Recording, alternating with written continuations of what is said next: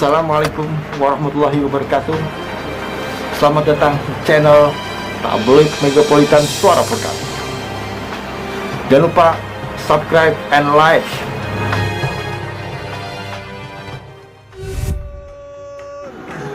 Dewan Pimpinan Cabang Tanah Sereal yang diketuai oleh Bang Asman atau yang populernya dipanggil Bang Jack, dan didampingi oleh Sekretaris Bang Api Yus, selaku Sekretaris juga Bang Junaidi selaku Satgas, serta anggota lainnya.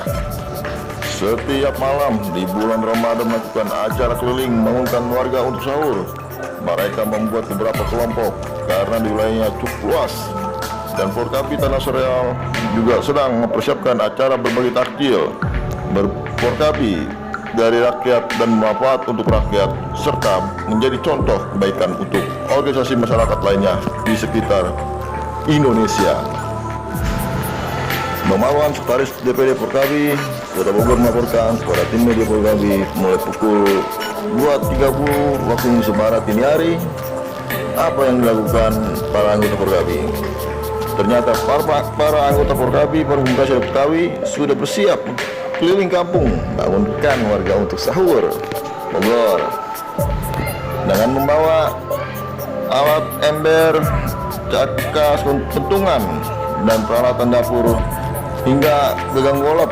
Puluhan pemuda tersebut membangunkan warga untuk sahur. Mereka mukul-mukul ember, pentungan golok, dan peralatan dapur diiringi dengan suara sahur, sahur, sahur, sahur dengan keras supaya warga terbangun untuk melaksanakan sahur sebelum puasa.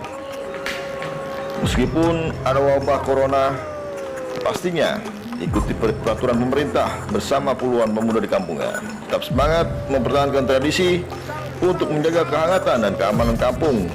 Meskipun terpaksa rasa takut dengan adanya wabah corona. Dibilang takut corona, memang takut, tapi kita jangan terpaku terhadap ketakutan virus corona itu.